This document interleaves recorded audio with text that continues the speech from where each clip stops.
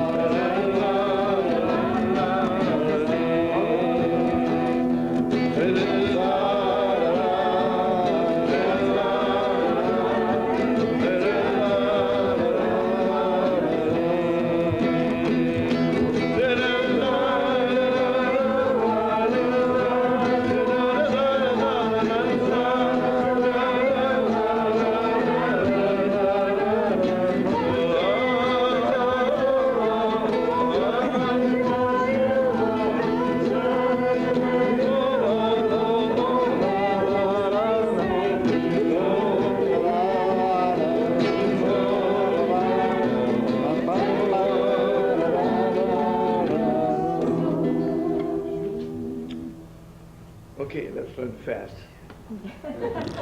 Oldie but goodie. Fast. All of it. Oh,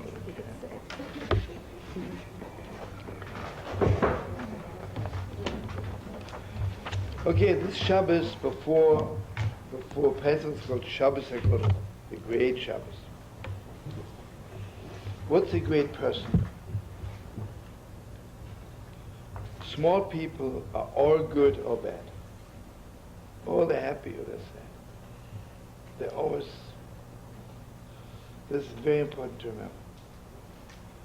You know, when God says to Moses, tell Pharaoh to let us go, so Moshe says to Pharaoh, the Kehu Ivrim, the God of the Hebrews, sends a message to you. And, you know, we are called Hebrews, because the Gemara says, in Hebrew, Ever means the other side, right? Because like the word is on one side, and we're on the other side.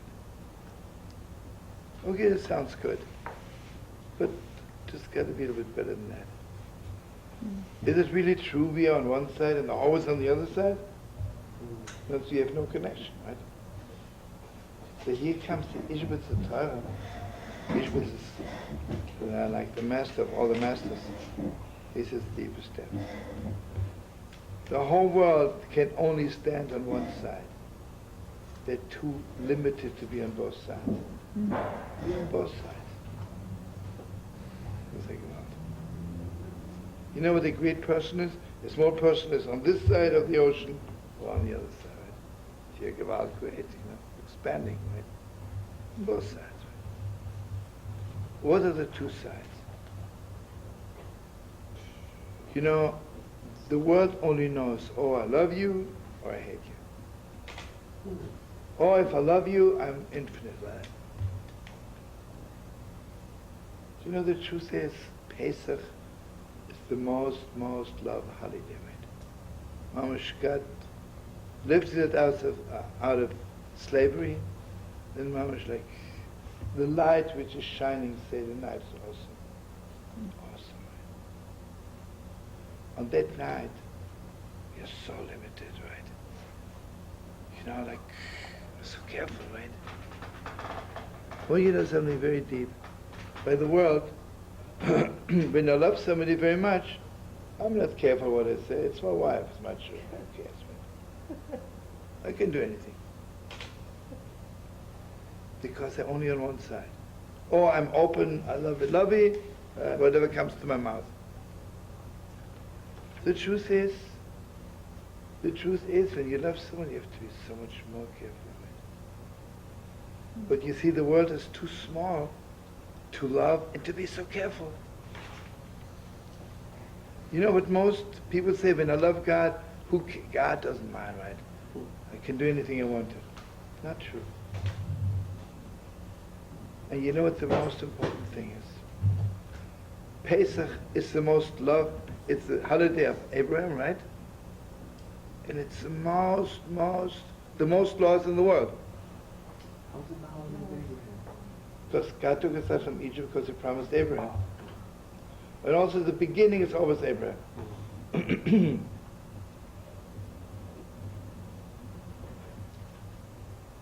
And you see, I tell you something else. On one hand, when you love somebody for no reason, it takes a lot of greatness, right? The world, even when they love something, they judge.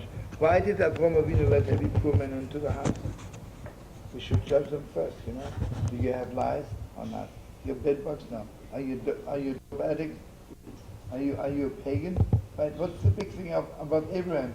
He entered the covenant of God. He sees 3 pagans. Why did he let them into the house? It's pagans. See, on one hand, I'm so bad. Avraham Avinu is so big. On one hand, you know, Avraham Avinu even prayed for Sodom that night. The night of Seder, he prayed for Sodom, right? Sisters, love you. I don't care for Sodom. They're perverted. No. I pray for you. You should become a man. Doesn't mean I permit you perverted. No. See what the world is? When they're in a loving mood, they have compassion with all the murders. And when they're not in a loving mood, then they kill everyone. They cannot stand on both sides. So on one hand, Pesach is the strictest holiday there is, and the most loving. So Seder night, first of all, you know,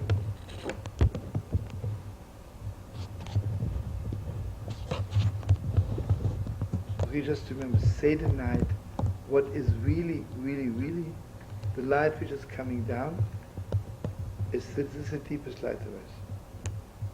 You know, can you imagine with how much love God created the world? Because basically judging begins after he created the world. When he created the world, there was nothing to judge, right? There was no world. There was nobody there. Say something very deep, you know. Imagine I meet this girl, she's very beautiful. I love her so much. And the more I get to know her, the more I judge her, right? Then it falls apart. They always say, why do people get divorced after they're married? Why not before?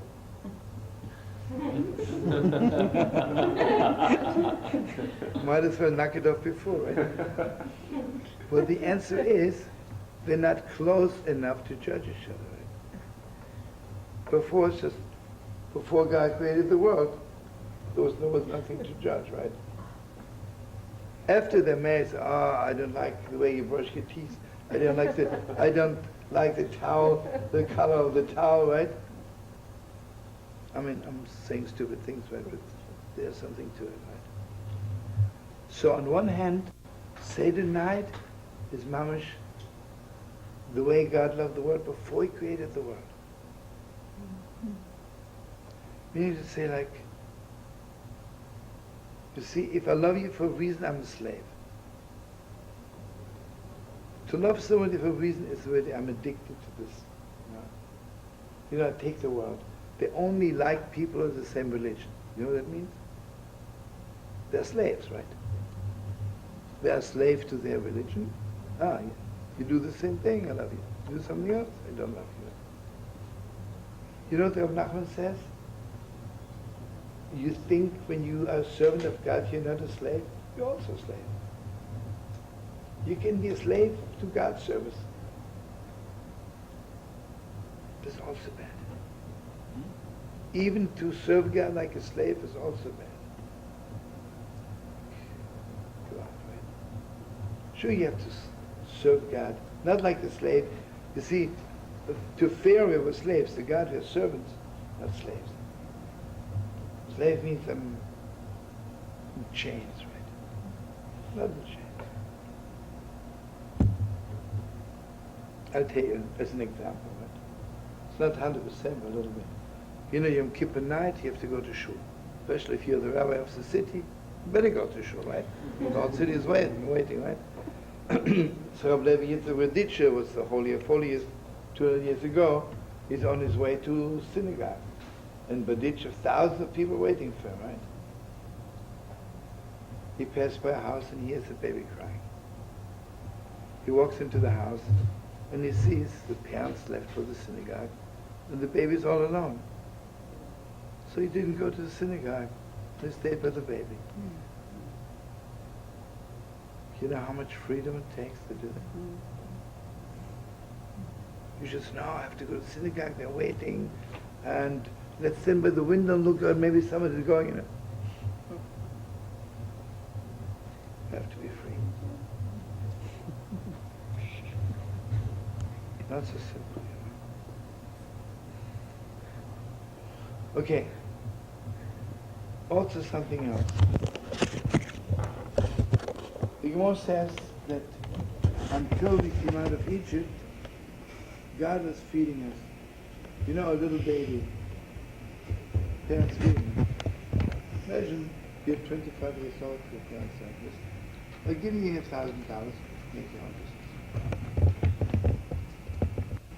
You see, when you came out of Egypt, God says, I give you so much life. Start your own business. That means God is expecting us to do something else. Seder night, mamish, you're becoming a servant. You've got to do something. Right. Okay, we have to learn so much, but I just want to make it fast. So what's the difference between a servant versus a slave? I tell you what, a slave is someone who's crawling on the floor, right? Remember learning it? A manservant, how am I showing to you that I'm your servant? I bow down before you. I'm lying on the floor. What does the world do when they're your masters? They put their dirty feet on your face, right? What's God do when He says, our master? He lifts us up, right? Does it have anything to do with choice, Shlomo? Be a servant or a slave? We have a choice to be You a have servant. choice, yeah. But a slave is You have choice. See, you can believe in God and do every mitzvah like a slave. Yeah, what do you want to say? To be a slave means that you're identified. You're not there. But to be a servant, you're there. You're there with being present to be there with God. Julie, you're not 100% right here, 2 billion% right. But it's, you know, you saying in different words than I say. You see, God doesn't want us to annihilate ourselves. You know, without saying anything bad, from all religions, we don't fall down before God all the time. Rosh Hashanah one time, Yom Kippur 3 times. And every other religion, crawling on the floor, getting up, falling down. Let me ask you, when we stood on Mount Sinai, how do you think we were standing on Mount Sinai? Also, you think we were lying on the floor, Moshe went, just put your nose on the floor there. It says, Ponim v'ponim mamish, we were eye to eye with God.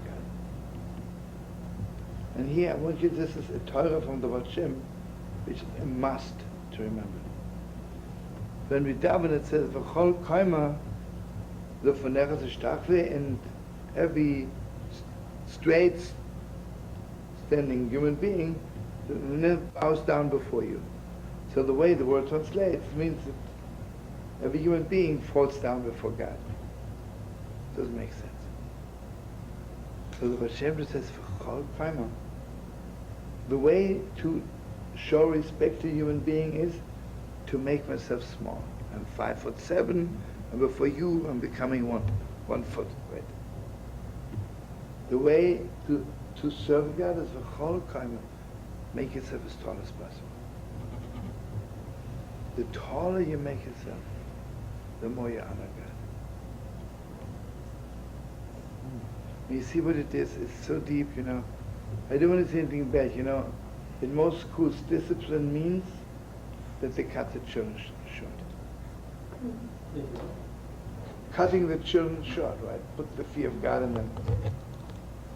And by the Rebbes, is to make yourself as big as possible. Mamish too. Unbelievable. Okay, so Seder night. First, let's go over first again. Sunday night.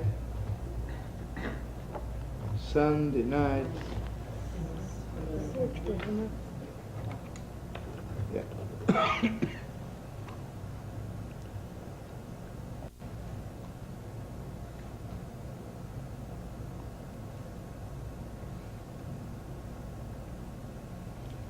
Let me tell you one more Torah from Ishbitzer. What is a great person? It's really beautiful. A great person. You know, it's called the Great Shabbos. Why is it called great?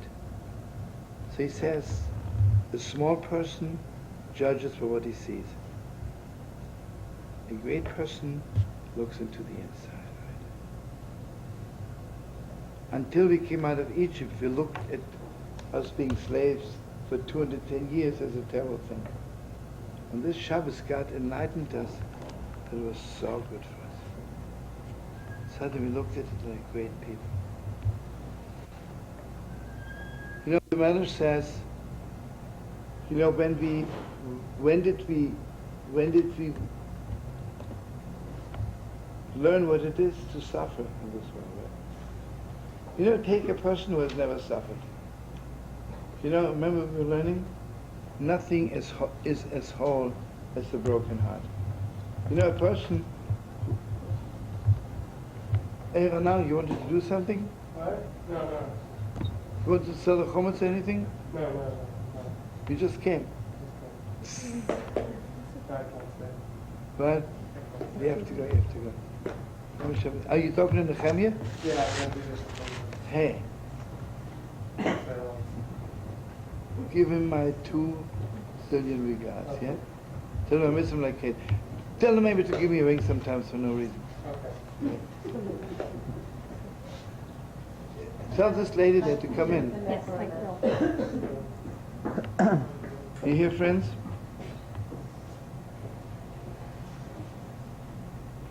I'll tell you something, you know, like...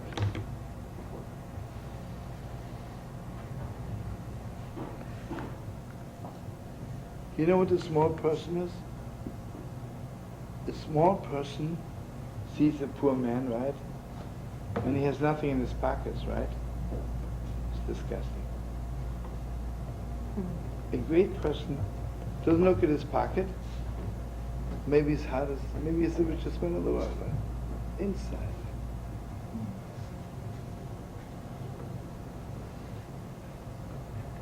I'll tell you an unbelievable story.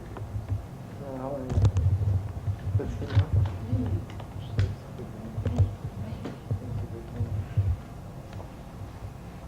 You know, remember Leibele Eiger? I'm throwing names at you. Came to Kotzker. And just take it 180 years ago. Kotzker was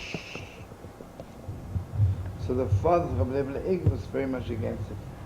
But anyway, he went there and he came back. So his father says, what's going on in Kotzker? What did you see there?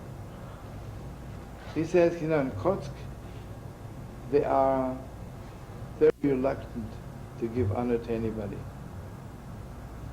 Because, you know, you want me to give you honor? Let's see if you deserve it, right? So he says, in Kotzker, the only person to get up when he walks in is the Rebbe. There's one more person to get up to. He says, when Yossele, the biggest schlepper in town, when he comes in, everybody gets up. He says, who's Yossele the schlepper? He says, he doesn't even have money to buy a yarmulke. So he has two leaves tied to his head.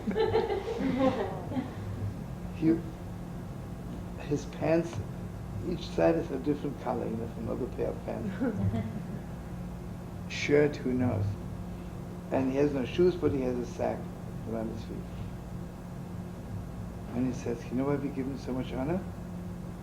Because he's so humble. So his father says, what's so big about him? He doesn't even have money for a yarmulke. He has a sack of shoes. Why should he be proud? So Leibele Eiger came back and he told the Kotzker.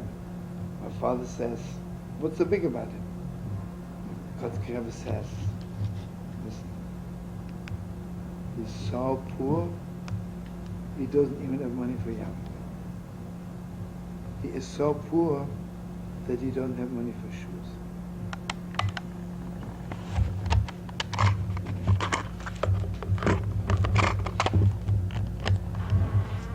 And he is hungry. And he is hungry. You know how deep this is? Usually when people have nothing, they have to imagine there's something, right? But if you're a great person, this doesn't even register. If your yarmulke is 2 leaves or who cares, right? You measure your whole life in a different level. Okay, now I want you to open your hearts. The Masechta, the tractate of Psuchim begins, Oyer LaBo'asa, the light of the 14th. Basically, in Hebrew, I want you to know this is so beautiful. We always think that the night is dark, right? It's not true. There's 2 kinds of light. There's daylight, and there's the light of the night. See, the light of the night is so much deeper. So much deeper. Remember, we're learning it 1,000 times. You know, I love this girl very much, so I'm standing 12 o'clock, broad daylight, we both look at the sun. How does sun do?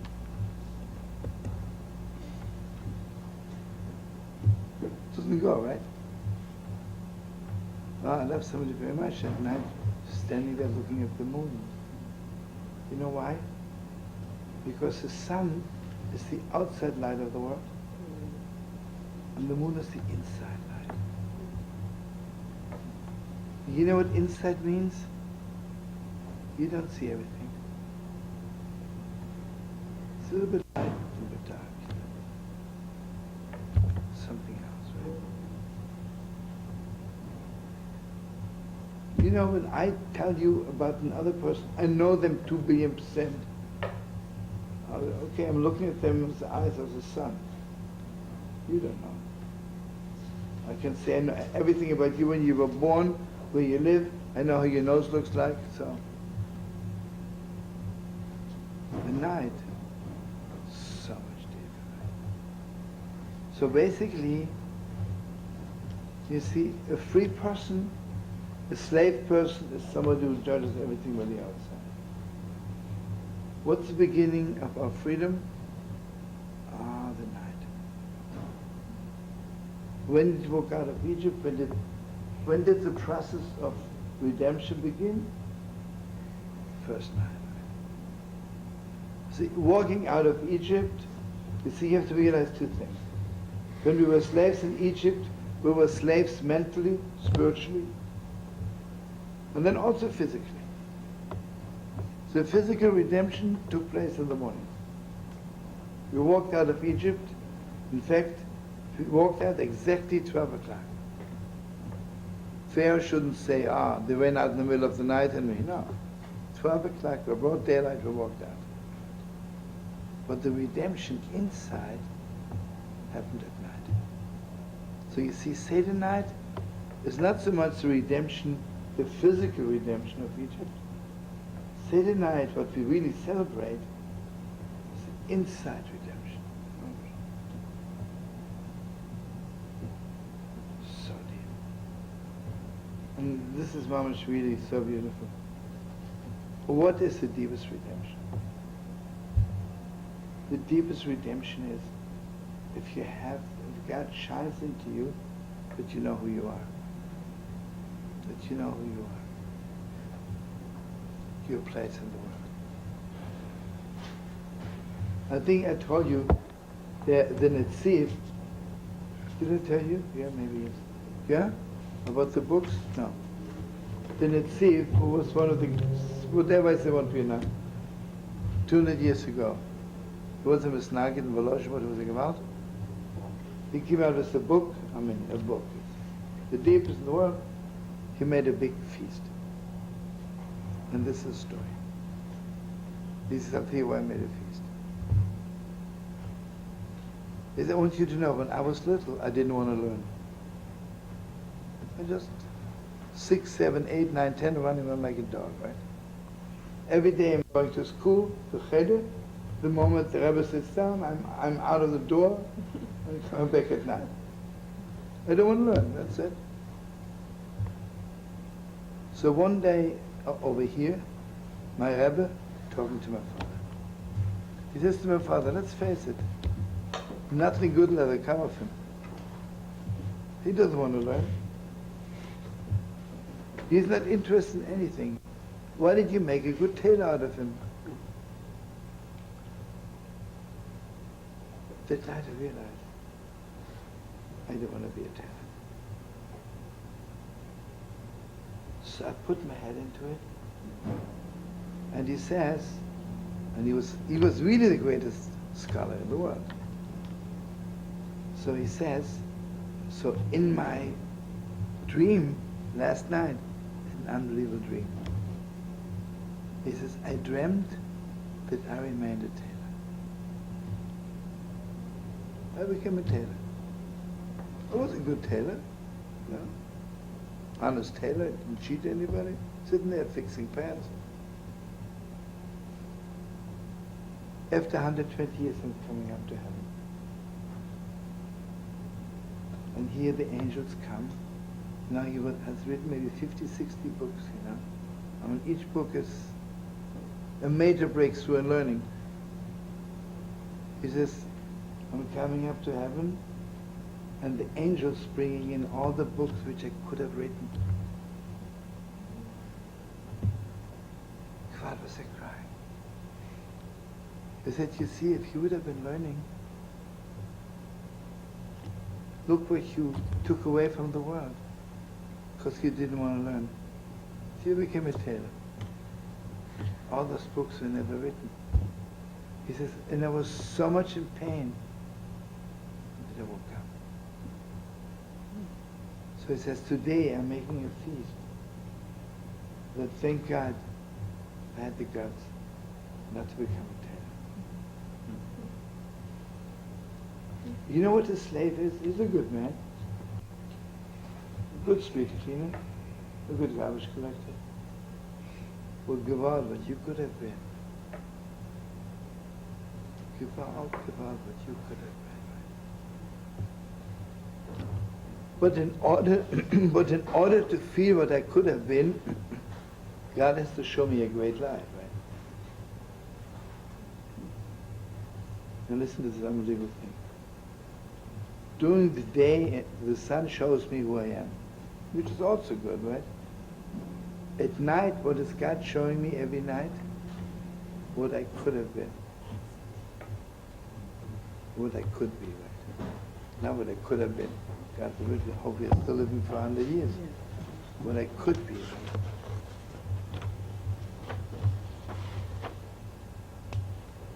You know what Chametz is? It's cute. Nothing wrong.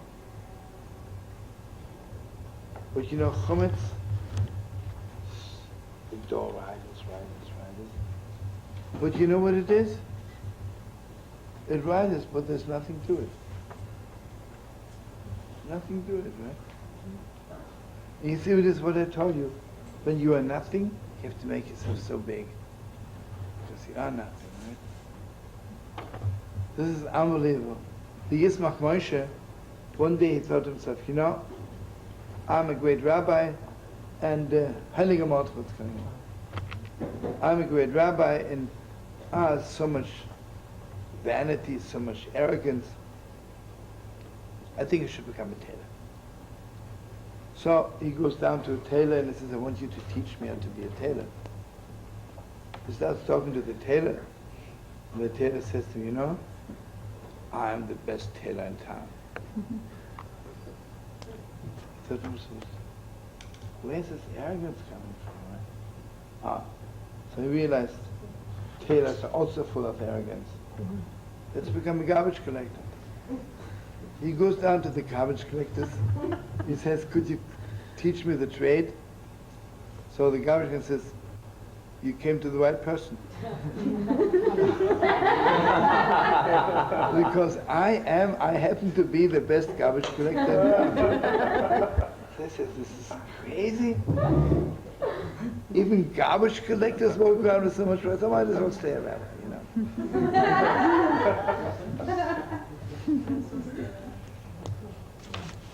You know what Chametz is? Chametz is false pride. And here I want you to know the deepest thing. When you really are the most you can be, you don't need this arrogance. You don't need it. Have you ever seen a poor schlepper has suddenly $1,000 in his pocket? Folks not talking about it all the time, right? Have you ever heard Rothschild walk into Rothschild? You know how much money I have? You know, there's in the Gemara, it's a world Torah. Take something, when it's empty, whatever there is makes a lot of noise. When it's completely filled, it doesn't make any noise, right? Rothschild's money doesn't make any noise, because he really has it, right? If you have $2 in your pocket,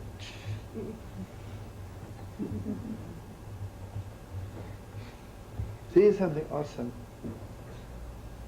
It's true, you know. You know, I don't want to say anything bad, but sometimes coming to what? Heilige Mord. Mordchele ja Gewalt. You see, Mordchele is only the money which makes noise, but not its wisdom. You know, Mordchele is always humble. Rabbi, give me your attention. You know, if you are, I'll tell you something awesome. I think I mentioned to you, 2 great rabbis came over from Europe, right after the war. It was like, it was 46, 47. I don't want to mention names. The first 2 great rabbis who came. One was a Chassid, one was a Misnagi. I don't want to mention names. One was into mysticism, and the other one was like, just learning. So, first, they introduce a person who was into learning. Someone gets on stage and says, I want you to know he is the greatest scholar in the world today. And, okay, then he has to talk. He says, no, I'm not the greatest scholar. And he says, no, I'm so embarrassed. And he talks like that. Then he starts talking what he has to say. Then the Chassidish Rebbe, he says, Mama, she's the biggest tzaddik today. He's a Rebbe, you know. He gets on stage and says what he has to say. He says, no, I'm not. You know, the one who was really not was so happy that they said he is. So he wanted to talk so much about it, right? But he can't say, I'm so glad. They say, I'm the greatest. He says, no, I'm not. You know, I'm saying a stupid joke. It's an old Borscht Belt joke. That a woman of 85 is standing on 2nd Avenue and 5th Street, and she yells, help, help, help, rape, rape. 85 years old. So the police cars, 15 police cars coming, and they say, hey, Bobashi, what's happening? She says, rape, someone wants to rape me. Got to be blind or something. So they say, where? She's not now. She says 60 years ago. So I said 60 years ago. So what do you want now? Listen, I like to talk about it.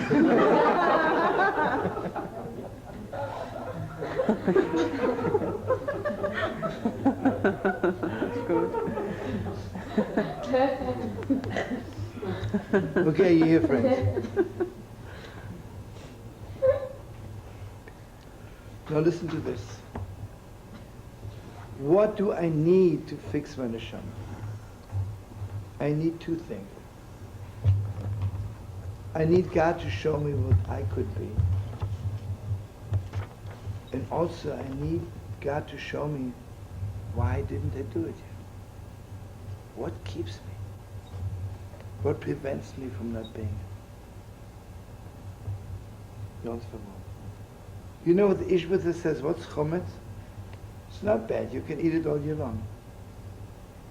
But Pesach, when God shows you who you are, what you could be, Chametz is this one thing which prevents you from being what you could be.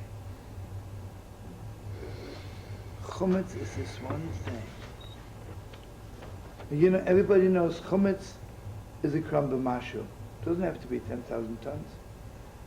One crumb. You know what keeps us? What prevents us really from being what we are? One stupid crumb. And I want you to open your hearts, it's so deep. On Yom Kippur, I'm standing before God all day long confessing my mistakes. The night before Pesach, when I'm getting the chomus together, I'm not standing there and telling God what I did wrong. Because I realized one thing. Everything I did wrong was because of this one crumb. And you know, Seder, I'm not saying, I'll be better, I'll do this. Don't talk so much. Let's get rid of this one crumb, right? Just one crumb. Right? And you know where the crumb is? Not in the center, in the corners, right? Where do you look for chometz? In the corner. So I don't bother looking at the corner. Hey, in the corner, that's where it is, right? I push it off in a corner, it's lying there. Some just lies in a hole. Cute little hole. Who looks? You better look.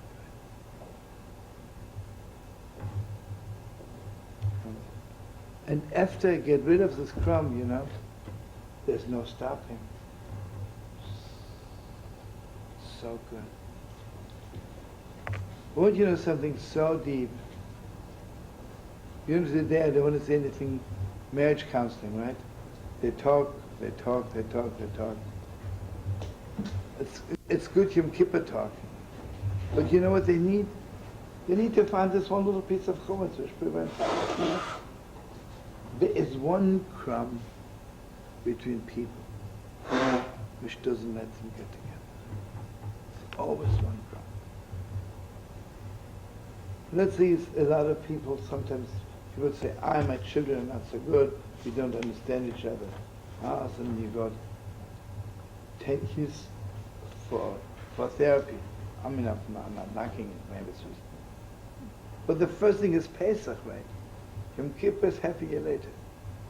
First thing is chometz. Got to get rid of this one crumb.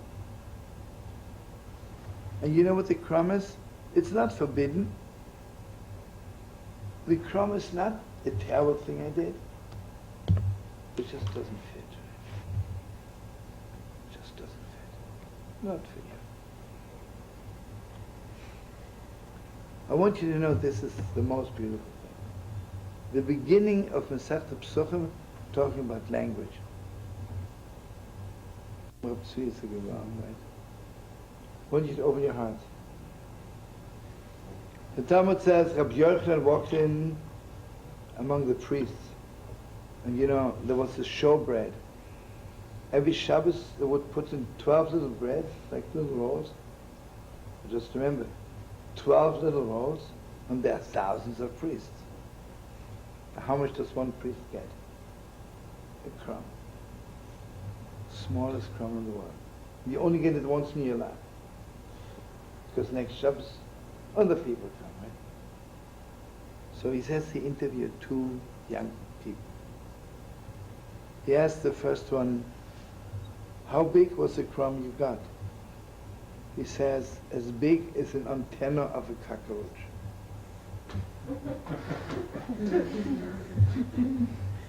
He says, I could swear there's nothing good will ever come of it.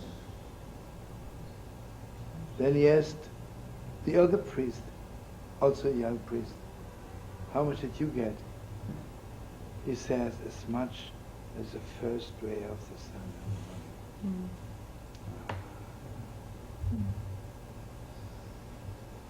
He says, I could swear that he will be the high priest one day.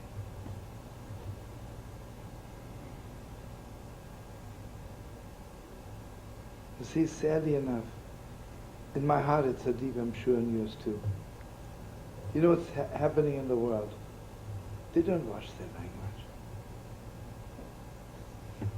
You see what it is? On one hand, Pesach is so much love, right? So you say, okay, say it, anything, 10 times F and 10 times S. No.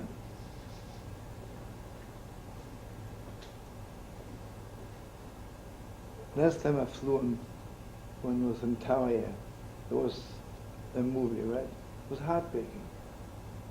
So Nebuch Gewalt, heartbreaking. She'd all live long, Nebuch. The husband of this woman never was killed.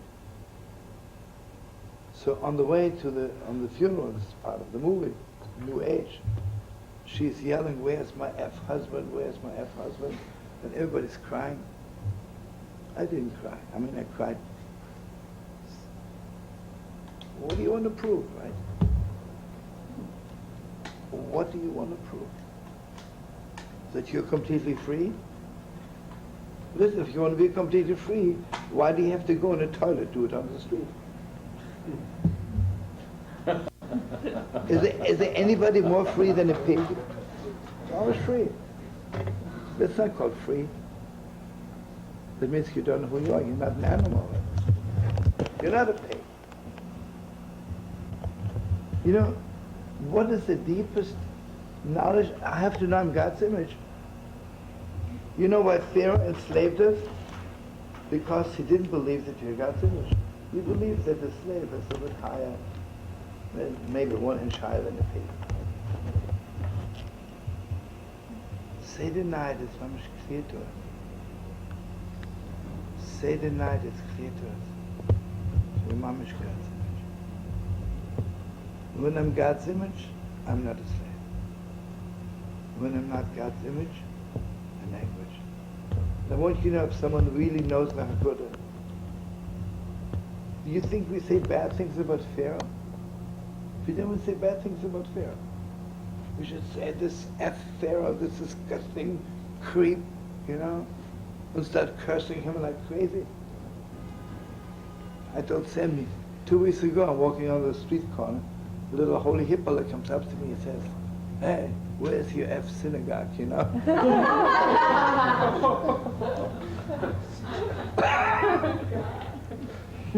It's not his fault, because this is what they think is called freedom, right? Not freedom. I told you. I think I'm free enough to put my nose in the garbage bin and sit there. It's not freedom. Not freedom. Degrading. Okay, now listen what he says. Seder night, I mean the night before Pesach, before I go out of slavery. Because until you know who you are, what you could be, you're a slave. You're maybe less than a slave. You're nothing. You're nothing.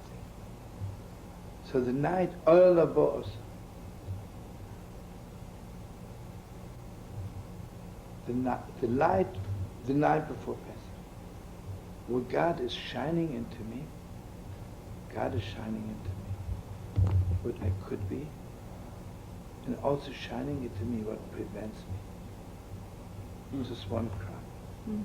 It's only one crumb. And it doesn't even hurt. The moment you find the crumb, you put it in a little plate, and the next morning you burn it. You don't have to do tshuva even. See, Yom Kippur is a long process. I'm repenting, and I promise God I'll do this. Just get rid of it. One more thing, this is the deepest depths. I want you to know, Seder night, everything which God wants to give me is really coming down from heaven. In fact, I'm sorry? Everything for the whole year? Forever. You know, the Zohar Kodesh says that basically Seder night, what is shining is really the light of the redemption, light of Mashiach. And even if it takes generations till it really comes out in the open, but it's there already. God gives it to you. Whatever I need, whatever I want, for all eternity is given to you. But therefore, he says, when God gives you so much, the smallest crumb is in the way. The smallest crumb is in the way. I'll tell you on a simple level. I have this girl, my secretary. She has a little crumb of chametz. Does it prevent me from making her my secretary? Why not? No. So something wrong with her. She's a good secretary. When it comes to marrying her, I'll think twice.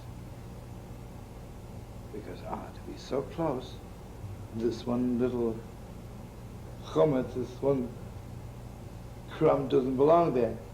See, the more closer it is, the more this one crumb is disturbing.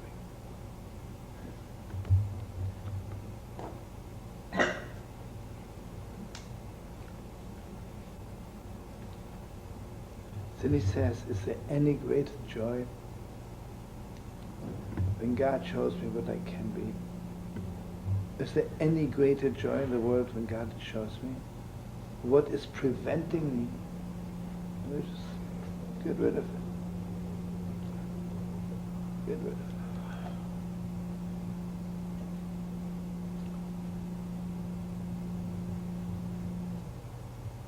So therefore he says, and this is the deepest depth. Until the night before Pesach, I'm getting rid of real heavy chametz, which is in my hands. But then there is some chametz which is so deep, I can't even see it. I cannot see it with my eyes. But the night before Pesach, God is showing me even that chametz which I cannot really see. God is showing it. You know, won't you know something, friends? We are so deep, you know. There is one chamber deeper than the other chamber. And I don't know where this crumb is, right? Usually you are looking for it in the wrong place. So Seder night, it is not to be believed.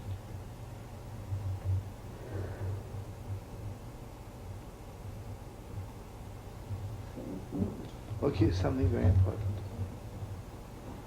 You know, one of the greatest gifts God is giving us is imagination. Where would we be without imagination? Somewhere, somebody imagined that there could be an airplane, right? With imagination, right? Brother Columbus imagined there has to be a country somewhere, right? The whole world, the advancement of the world is all based on imagination. What's the difference between a small person and a real big person, right? A small person has a small imagination, right? A schlepper doesn't have a single penny and imagines, I have $1,000 in my pocket, right? That's nice. You're a little bit bigger, you imagine I have $2 million. Right? When it comes to learning, someone says, give myself a PhD. And someone else has deep imagination. Right? Chametz is the wrong imagination. It's unbelievable. Is that how powerful he could enslave the Yidden with that? I'm sorry, what? Distorted imagination. It's what? Distorted imagination. Distorted. Yeah, you're good. You said the right word most of it.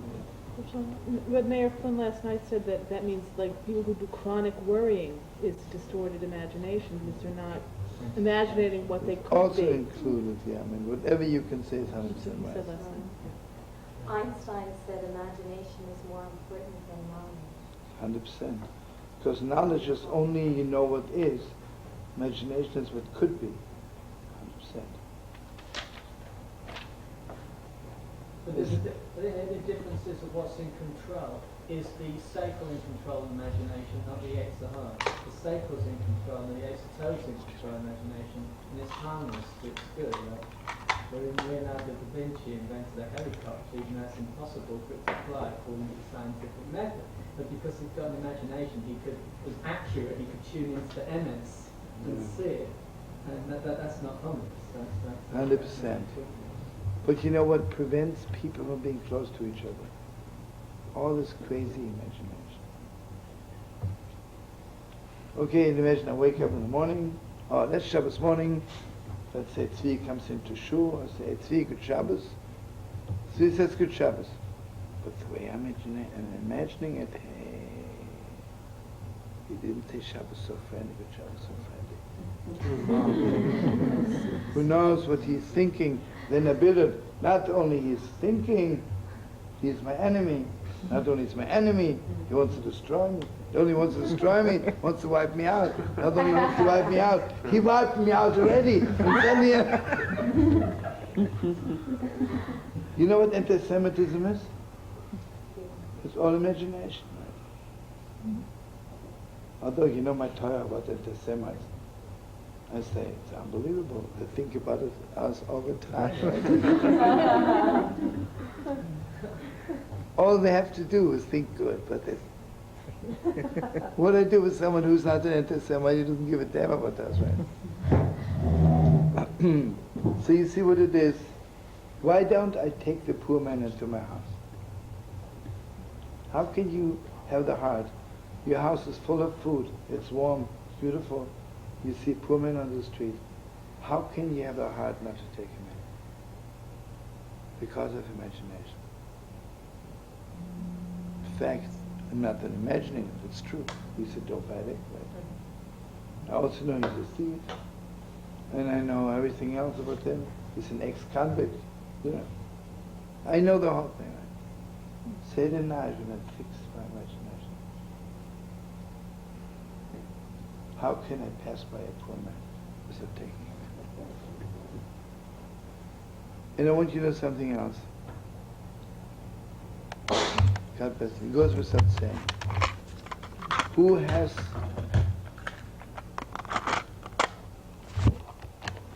has the sweetest, most pure imagination? Our children.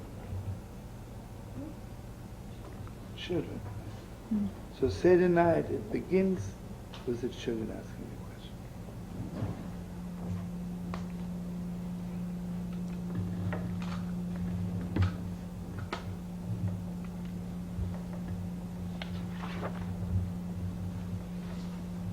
Okay, now I want to just add a few more minutes. I recall one thing, maybe it doesn't fit in, but you said What? the same wording is said in Jerusalem when Rabbi Kahane got killed. He said Yeah. he only saw what is, but one must see what could be. Does it say wording? Who said so? You, Oh, I in said the so. Israel Center. Yeah. Ah, that's a good Torah.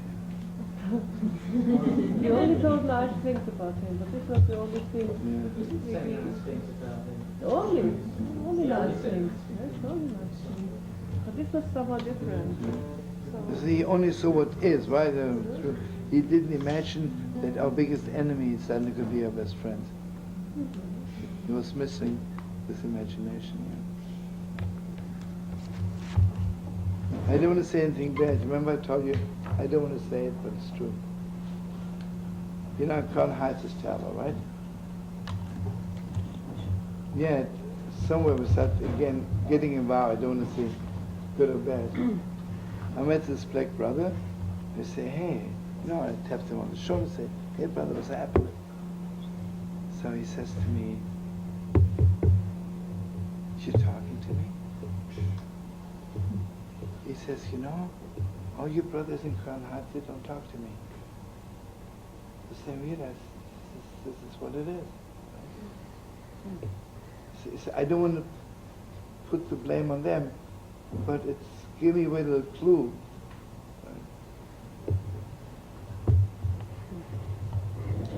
Did you know Moshe Liebert's going to help do that with a concert? Yeah, I know. Did you hear what he said about Crown Heights? I don't know if you heard. Yeah? Yeah, what did he say? Did you give him my regards? What did he say? I didn't speak to him directly. I tell you something. I don't want to brag too much, but it's Chametz, right? But I tell you, a few years, Lillian was We're there. going to see him Saturday night. I don't know if you remember. Something. Yeah. 1 second. When we were at the rainbow gathering in Pasadena. Okay, so it was about 2,000-3,000 kids. Richard Haven was playing from 9 to 12, and Humble Me from 12 to 3. Saturday night. So, first of all, I don't want to say anything bad. The other people made me crazy. He said, go out, Richard Evans, what's this Rebbe there? So people say, quit while you're still ahead. They said to me, a lot of people, don't you see everybody's with him all the way? What are you going to, 12 o'clock, you'll start singing, show me yitzchok. It doesn't go, right? So people say, why don't you leave right now before you start and make a fool of yourself? 50% of my friends told me that. I said, Chava, I'll tell you what I'm going to do. I'm going to make Havdalah for 3 hours. It was the longest Havdalah ever did. It was the highest. I don't know if you remember. Who held the candle? That's what I want. Well, that's a good kasha. Don't. I was really serious, It was awesome, It was awesome. But after the whole thing was over by 3, I really want to know if Richard Haven stayed or he left. So, I'm just about finishing. Mom is the first person who came up to stage to talk to me, Richard Haven, He started begging, he says, you have the whole world at your feet. It's gewalt, It's gewalt. You see what it is? It took me a long time to learn that we are not bankrupt. We have something to give to the world which nobody has. Nobody has. I remember when I began singing, without mentioning names, I was very friendly with a whole group of black people. And when someone invites me for New Year's evening, a Jew, I say, no, it's not Rosh Hashanah, I'm not going to your party. What did you do Rosh Hashanah night? Did you celebrate? You didn't, forget it. If a non-Jew invites me, 100%. So there was a whole group of black folks invited me, right? And there was 3 of those top rock stars, They had this wild orchestra. And I just came to say, we was then, about 3 o'clock I want to leave. So the master of the house, very cute couple, he says to me, you can't leave, I promised them that at the end you're going to sing. I said, listen, brother, really, don't put me to shame, here those top rock stars and this way out orchestra, And finally I decided to sneak off. To what? To sneak off, just to run off. I didn't have need to play piano with me. Anyway, he was a very cute brother, he was very, very cute.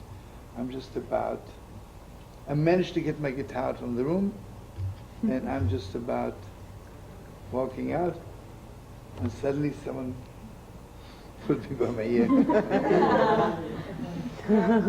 So cute. But you know what it was? I was singing with him from 5 till 11:30. It was so holy, we turned off the big lights, we were sitting on the floor with candles, told them Swedish stories. And you would think that after such a wild night they're not into it.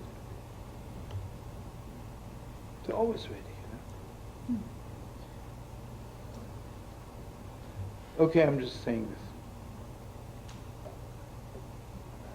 You see, an assimilated Jew is somebody who doesn't believe that we have something to say.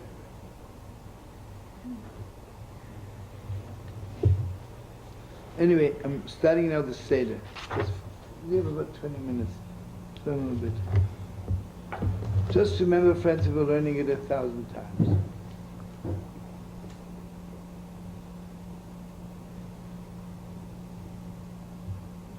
What's my first connection to people? What is my first connection to God? Not questions. Not questions. Imagine I meet a person. I don't know who they are, but I just love them. The first meeting is not questions. Say, who are you? Where do you keep your money? Who's your father? Are you married? Are you divorced? Are you Jewish? Are you Catholic? 10,000 questions, right? Doesn't go this way. The beginning is no question. Just so glad to see you. Oh, later on I can ask you. So the Alexandria says the deepest term. The beginning of the Seder is not Manishtana, what's going on here? No. First thing is Kaddish. And this is the most beautiful Torah in the world. He says, you know what holy is? Something which is so holy, I don't dare destroy it with questions. Just this. I'll tell you something. I had this unbelievable experience. I don't know if I walked down with Josh with any of this help. We're walking down to the Holy Wall. And the car comes riding in, an official person, and he comes under the Holy Wall. And the first word he asks, he says, when was this wall built? Who built it? When built it? And the whole thing, What's his problem? He's not standing by the Holy Wall. You could see a video of Rockefeller sent to him. You come to the Holy Wall, you ask questions. Don't ask. So the beginning is Kaddish. I just want to be so holy. I want to taste the holiness of the world. I want to taste your holiness. And then our children ask questions. And we learned it 1,000 times. But it's just so good to know. The Zohar Kodesh says there are questions which have answers. And there are questions which have no answer. But you can ask. Then there are questions which have no answer, but you're not permitted to ask. He says, what is the level of Manishtana, children asking questions? It is basically the questions which have no answer, and you're also not permitted to ask. You know what it means? Like, It's even too personal with God. You have to be so close. You have to be so close. But our children, they're always on the line. Our children asking, and everybody knows a bit, you know what they're asking in a nutshell? They're asking one question. We're celebrating our freedom, and gewalt are we in exile. Gewalt are we in exile. The whole Torah is from Babana. You know, he says gewalt after 1492 when they're driven out from Spain, right? How can we celebrate Pesach? I don't know if you know this, when they were driven out from Spain. Never. Do you know that half of the Jews died on the highway? Never. They left. Another country wouldn't let them in. On the highway. Never. Heartbreaking. So, what the answer is in the deepest depths, there's two, as I mentioned before. There's the inside freedom and the outside freedom. What the world can take away from us is the outside freedom. The inside freedom, nobody can take away. I want you to know the old Lubavitcher Rebbe, when he was sentenced to death and then to Siberia, so he was sent to Siberia first. They hadn't decided to shoot him or not, but anyway, they're sending him to Siberia. And you know, Russia is a completely different consciousness like in America. The way they send a person to Siberia, especially an outside person, he's not in chains, but the KGB walking with him, he can't run away, right? So the Chassidim managed, everybody brought a little lumber, and before long there was a stage right by the train. And before the KGB had a chance to see it, the Rebbe was standing on the stage. Thousands of people. And the Rebbe says, I want you to know, only my feet are going to Siberia. My heart is free. He says, so all the, I want you to know, this government has no dominion over our hearts. They have no dominion over our hearts. Instead, I'm free.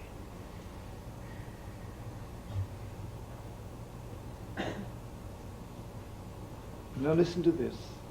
What is called free? This is just good to remember.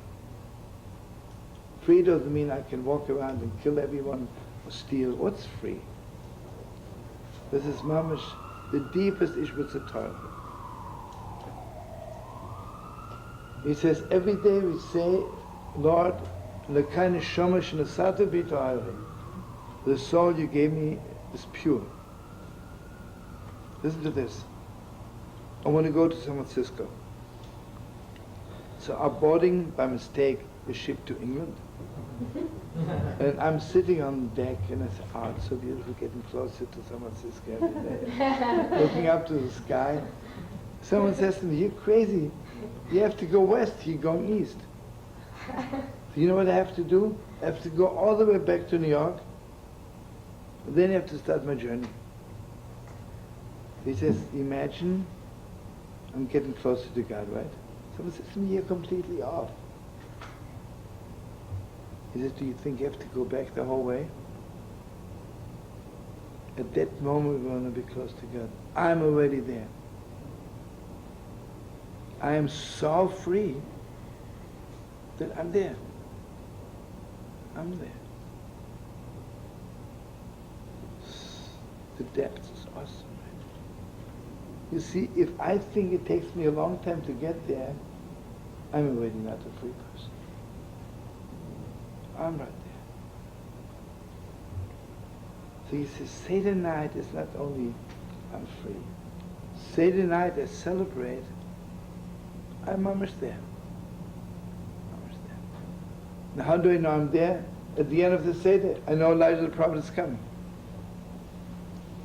Meaning to say, I'm for 2,000 years in exile, and I didn't make it. Tonight I'm there, if I really want to.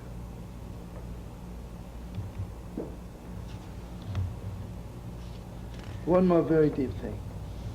How do I know if I'm really free or not? It's very beautiful. If it takes me a long time to do it, I'm not free. You know why it takes me so long to do it? Because I really don't want to do it. I have to force myself. You know, let's say, I come to someone and says, can you give me $100? And he looks in his pocket and finds, I don't think I have it, I have another jacket. You know what's the problem? He really doesn't want to give it to me, right? If he wants to give it to me, he says, oh, I have it. It's yours. He says, Seder night, everything is fast. Matzah is fast, right? Kibbutz Posen.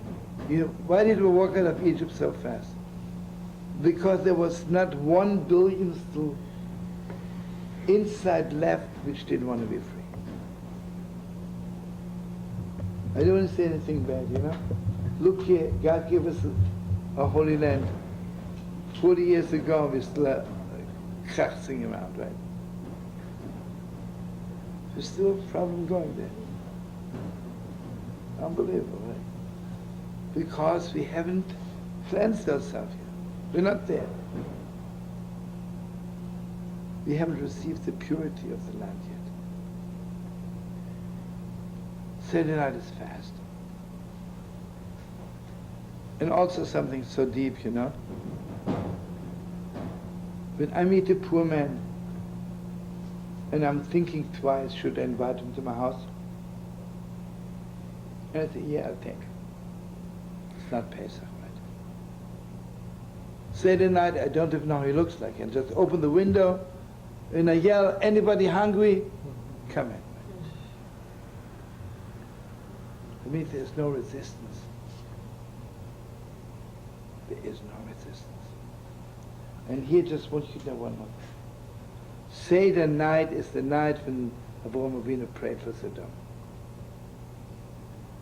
Do you know why I cannot turn Sodom over to be from, to be mentioned? Because even I have my resistance against being a mensch, right? And the people in Sodom, they might be idiots, but they pick it up right away, right? Oh, you're one of us. Who are you to tell me, right?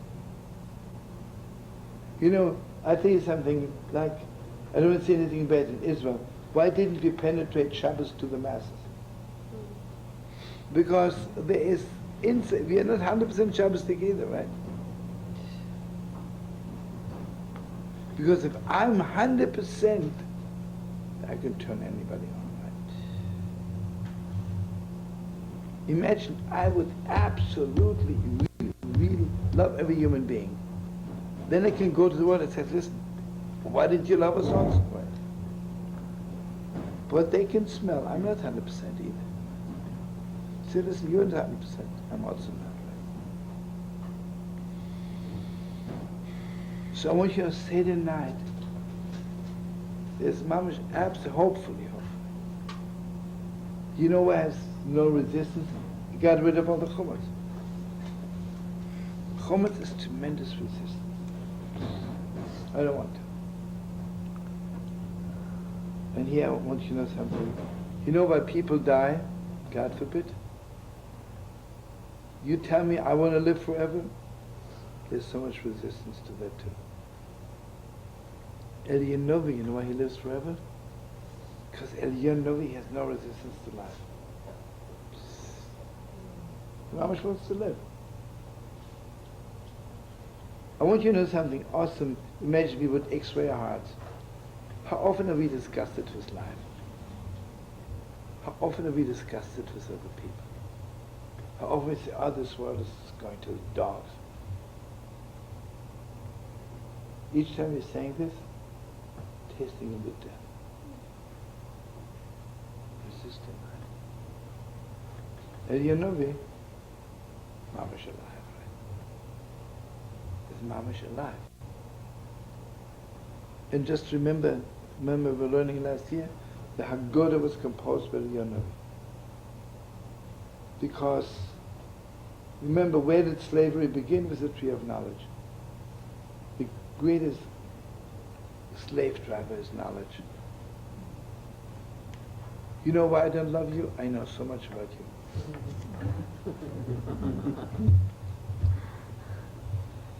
I know nothing. And you know why children are the best Seder makers? Because they know nothing. Hey, what's going on here?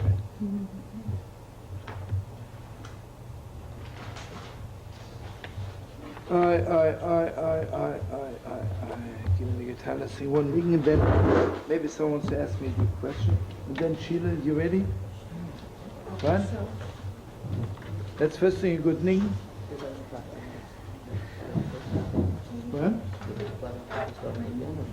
Yeah. So when is the squirrel? 5 minutes, and then Sheila. He's upstairs also. Yeah, I know. I don't think anybody's coming. Kevin, 5 minutes. Kevin, please sit down. Sheila, you ready in 2 minutes?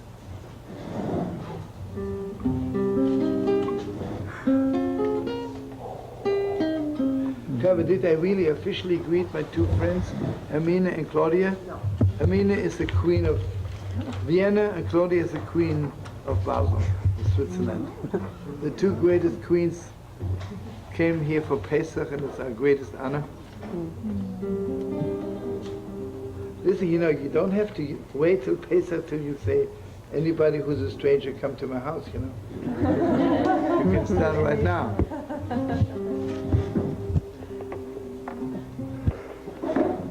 Da, da, da, da, da, da, da,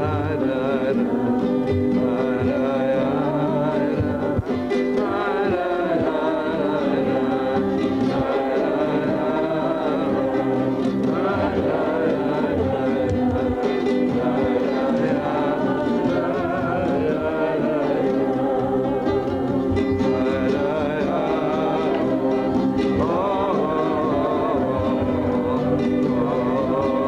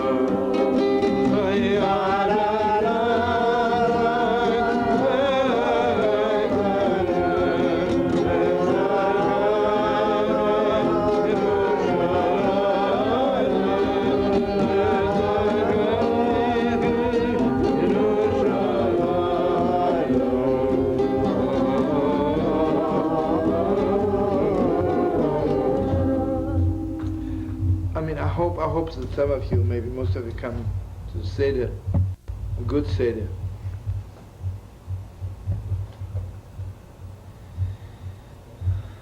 Let me ask you something, please. Imagine someone is putting $3 million for you on the table, right? I have to say this gewalt. I want to tell in honor of Sheila's mother one good story.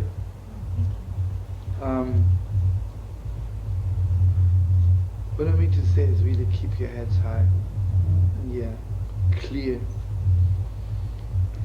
Because what God gives us that night is gewalt, right? Okay, Paramotere Chernobyl, you know, Shabbos, gewalt, right? And the Chassidim going back home. And the Paramotere Chernobyl is 200 years ago. He had great scholars, great Kabbalists, and simple people. So on this one wagon, there were the most awesome Kabbalists. Then also Yismach Moshe, the water carrier. So the great Kabbalists discussing all the Torahs, deepest secret of the world. And Yismach Moshe, the water carrier. Nebuch, he doesn't know, right? He just came to fill his heart. And he's reciting the Psalms. Then the Chassidim feel a little bad, you know, he's on the same wagon. You got to show a little bit something for him also. So one of them says, "Hey Moshe, was it a good Shabbos for you?" They look at each other, what does he know about Shabbos? Moshe says, "It was the greatest Shabbos in the world for me." Yeah? Oh, what happened? He says, 3 o'clock at night, the Rebbe called me in and spoke to me privately. Hey, that's so simple. Private is the Rebbe, 3 o'clock, Friday night. This is 10,000 times paradise. They say, Moshe, what happened? He says, I was by the feast, by the table, and the Rebbe said the deepest Torahs, deepest teachings, and I didn't understand the word. So then I went to the Bismadrash, and I was sitting in a corner, and I was crying. I said, Master of the world, why didn't you give me the privilege also to understand what the Rebbe says? And I felt so bad and I was crying. You know, the Rebbe feels everything. Suddenly the Shamas, the Rebbe's right-hand man comes, says, Moshe, the Rebbe calls you. Friday night, alone with the Rebbe, I mean, it's not to be believed. And the Rebbe was so much specific, you know. He says to me, Moshe, the water carrier, sit down and tell me everything you're doing. He says, what do you do in the morning? I say, Rebbe, I'm a water carrier, and most people are peasants. They wake up 2:30 in the morning, and they need their water. So I'll wake up 2, and then run down to bring water, and I bring water till 5, and then I begin to pray. Rebbe says to me, you know, I understand, but couldn't you at least pray a little bit, you know, when you wake up? For a few minutes? You know, I say, you know, Rebbe, you know how to be a Rebbe, but I know how to be a water carrier, right? Didn't I tell you how to be a Rebbe, right? I didn't say it so, but I said, Rebbe, this is what the water carrier is all about. You wake up in the morning and the first thing you have to bring water. The Rebbe began laughing. He says, Moshe, you know how you sound? You sound like Chatzkel David from Kasrilivke. He says, Moshe David, Chatzkel David, 1 in million rubles. But he's still a schlepper, right? He has no money yet. He has to go to St. Petersburg to pick it up. Okay, he comes to St. Petersburg, Texas. They take off a few thousand rubles. So he has approximately 900,000 rubles and 95 rubles and 35 kopecks. So he makes 3 bundles. He makes the 900,000 and the 95,000 and the 35 kopecks. Good. and he's too cheap to use it and take the train, whatever it is, he walks. Okay, next Shabbos, he can't keep the money. He goes to the rabbi of the city and he tells him, I won so much money, and can you please keep it for me? And the whole Shabbos, the rabbi sees that he's so nervous because what will I do after Shabbos if the rabbi denies that I gave it to him, right? So right 1 second after Shabbos, the rabbi runs into his room, gets us 2 bundles, the 900,000 and the 95 rubles, and he puts it on the table before Moshe. You know what Moshe says? Yeah, but we had the 35 kopekes.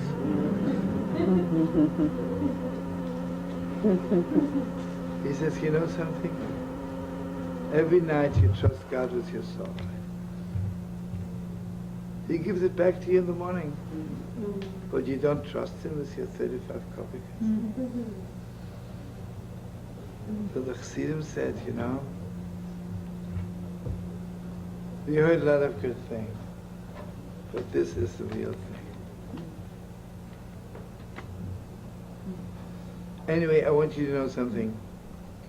When parents are alive, they are giving their children usually 35 kopekes. Sometimes not much more. But when you go up to heaven, then you're not giving your children 35 kopekes. But you are sending their children the 900,000 and the 95 rubles. So Heaven is echoing.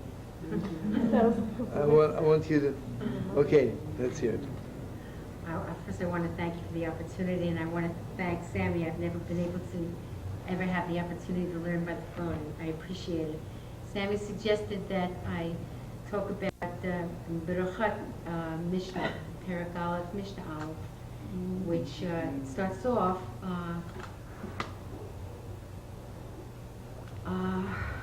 Eimat Sai, Chorin et Shema B'Arvit. From when onwards are we to read the Shema in the evening? It's a very small little Mishnah, and it's a very simple little question, and it's just dealing with one portion of the day, the evening. The evening says so much. And so Rabbi Eliezer says right away, he says from the moment when the priests come home, because the priests have to have their tithing, their due, up until the end of the first watch. But then the Chachamim say, the sages, no, this is until midnight. But Rabban Gamliel's sons once came home from a festivity, and so they said, you know, they hadn't recited the Shema, what should they do? And he said, no, you have until dawn to do it, and it's your duty. And so the sage says, well, not only in this case, but all cases where we say until midnight, it's actually inferred that you can do it until dawn. So then another question comes in, why didn't they just say the first 3 stars, you know? And they wanted to bring out that there's a connection with the temple, there's a connection with the priests, and what happens in the evening, and how long can you bring the sacrifice. And the word sacrifice, we've always learned here, is really has to do with sanctification. We're always working on trying to get rid of that last bit of hummus, that last bit. And so they go on to say, well, why did they say until midnight? And the answer was to try to keep a person from committing a sin. Because to be able to recite the Shema is such a mitzvah that the whole Kriyat Shema starts the whole liturgy off. And in Hasidus, Sammy was explaining to me that the emphasis is on the Ema, because that's that sense of fear. And basically what Hasidus is trying to teach us is that we have to say it with the idea, when will I be able to achieve the greatness of my ancestors? When will I, like Rebbe used to say, can you imagine that they thought about every little aspect and hours and every little, you know, when to do this and why not to do this, and this is, Hasidus is saying the same thing. It's a connection to the priests, to the whole idea of truma. It's also a connection to who we are, like Shlomo was just saying, to our roots. And it's also a way of our getting the heavenly yoke, receiving it so that we can serve God. And also, I noticed that it's the 175th mitzvah, and I was thinking, for those people who like Gemara, you know, the one God, the 7 is the 7 patriarchs, the 5 can be linked to Jacob and its ferret, and 1 and 7 and 5 equals 13 is 1, and we always know there's no accidents. And Sammy was pointing out that there's always a difference between how Hasidus looks at things and how the Misnagdim looks at things. The Misnagdim looks at it like, you know, when you eat, when the priests eat, that time period, that we're connecting it to the past, and yes, it's food for the body, but it's also sustenance for the neshama, and it's holy food, and it was a whole spiritual thing. But Hasidus is very down to earth, like the Kotzker. He always said, you know, the gut. He wanted to know about the gut. And the Hasidim, Sammy was saying, say, if you want to see how someone reads the Krishma, you have to watch them when they eat. That's why it's so important to be with Hasidus with the Rebbe's Tish, because how you eat is, you're not eating, you're elevating the food. Yet eating is done here. It's very important to be in this world. And we have to remember that when we call out the Shema, we're calling it out, and we're calling it out in a way to know that we cannot go beyond this world. We have to be in it. We have to integrate ourselves into this world. And so we have the spiritual sustenance, which again, we're talking about evening. And the evening, we've had so many lessons from Shlomo about how it's the darkest period of the night. It represents the exile. It's harsh. And we need something that will give us the strength and the sustenance to get us through the night. So it's a good thing for us, it's a bad thing, because our day starts in the night. So it's like right away we're given a tool, you know, because it's like we have a way of starting. We're starting at the night, so we know we're going to get through it because we have the day to look forward to. There's that potential there. And so the Hasidus says, don't transcend, like Ms. Nagin say. Don't take this and make it a lofty thing. You know, you're here because you have to be shown how to live. So you use the food as a way of saying we are nourishing the body, we're elevating the food. Now, my mother's name was Malka, which has to do with kingdom, Malchut, and she passed on right after the Seder. It was the first time in 2 weeks that we had left her because we had to do the Seder, and we came back, and she was just leaving this world. And it was a very awesome thing because this was 10 years ago, and it was like she purposely was waiting until Pesach. She did not want us to have to sit shiva. She did not want us, I mean, I can't even do a whole thing for her because you're not allowed to do this in the month of Nisan. And she did this on purpose because when she was born, she had polio. And as a child, she was called a cripple, and she was a tiny little 4 feet 8 woman. She was told she could not have children because she was paralyzed on her left side. She told my father, if I don't give you a child by the end of the first year, you can divorce me. She went on to have 8 healthy children. She taught us how to pray.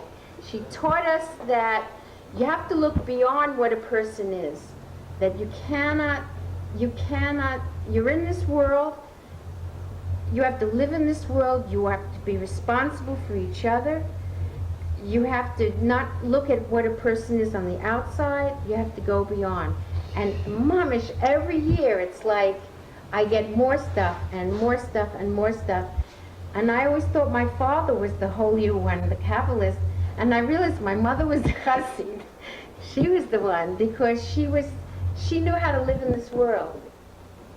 And I'm very grateful, and thank you for the opportunity. Well, we are grateful to you, darling. Come, let's say Kaddish together with Sheila. Come here. Stand next to me, darling. Now, can I provide, should I do it though, what I'm supposed to, or is it okay to do it today? No, I'll say it with you. Okay, can you stand? Gadol is Kadash Merabo. Om Dochus Yamlech Malchusei. V'yatzma Pakone V'kole Meshiche. Chayechan Yamecha Chayel Chol Beit Yisroel. V'agol V'makole V'ikru Amen. Hey, Shmerabo.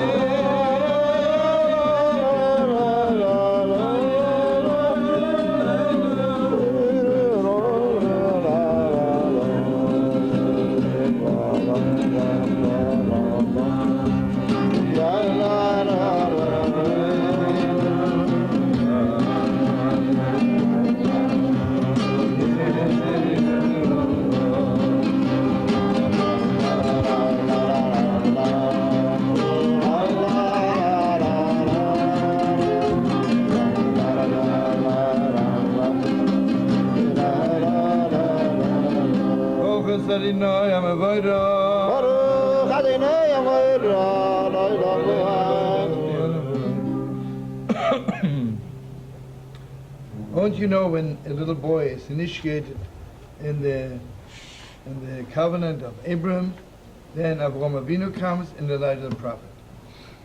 So Leibele Eiger says every Seder night, mamish, all of Israel is initiated in the covenant with God. So Avraham Avinu, it's a Seder, right? But he comes at the end. So it's very, very special. You know what it means, getting rid of the Chametz? Chametz is old, right? Because it's from yesterday, right? Matzah is now, right? The most terrible, the most non-Jewish thing in the world is to be old. The most slave kind of thing, right? Remember the Kotzker says, if I'm a Jew today, because I was a Jew yesterday, I might as well not be at all, right? Whatever I do today, because I did it yesterday, imitation, it's not the real way. So, Seder night, Snowish has to be for the first time. Well, you know something? Imagine I'd never heard my children talk. For the first time, my children open their mouths and talk. Blow my mind, right? So Monishtana is the first time. And also imagine children would have never heard their parents talk to them. They'd be so happy the parents are talking to me. Oh, thank you so much. And also, this is an Ishbitzer. If I would have never seen a poor man on the street, imagine. I didn't know there's such a thing as poverty. I walk in the street and I see a poor man. Gewalt, he came to my house fast. I see you're hungry, you don't feel good, right? Why don't I take a poor man into the house? Because I say 5 yesterday, 10 the day before, and 200 the day before, right? Doesn't even register anymore. Seder night is almost for the first time. And you see Seder night, you hope Elijah the prophet is coming, and bring peace to the whole world. Because all the hatred in the world is because of yesterday. Everything is yesterday. So God should give us mamash unbelievable newness. Amen.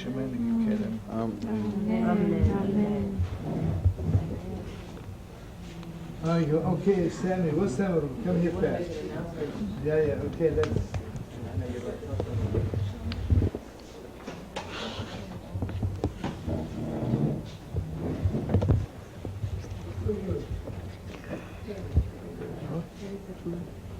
Okay, Sammy makes an announcement. So take a picture. We learned songs for all year long, and now we have to read what the deep and do. So actually, almost said it's the Durham with the Russian. Mamish needs everybody's help. Everybody who's part of the yeshiva is free themselves in reading this book. Yeah. So, and we also need to go upstairs and help a little bit. Okay, now let me enlighten you, friends. Okay. Sadly enough, it's I don't know whose fault it is, but the real huge books, sadly enough, we don't use so much. I wish we would. We're not on the level. So the big Gemaras, the big Shchonos, we don't use. This Siddurim and all those books on this shelf we use. So if you can appoint maybe 3-4 people who, you know what you do? I'll tell you what you do. I learned it from my parents when I was 2 years old. You take a book, you go like this, just 2-3 times, and that's it. Put it Upstairs, back. you need your score. Yeah. Okay. Your point, Trevor. Please, this is part of learning. Let's still learn. Trevor, please. We need, leave those books here on the table. We need some 2 or 3 Trevor to you know, do this to some Ausluften books here. Not the huge books because we didn't use them. Over there, and the rest, if anybody, all we need is about 15 minutes to come upstairs and put all the books in the bookshelves. That's it. And that's it. Peace. So, in the Chumash also, yeah? Yeah. Give it up, next year, hope you have your own farm, your own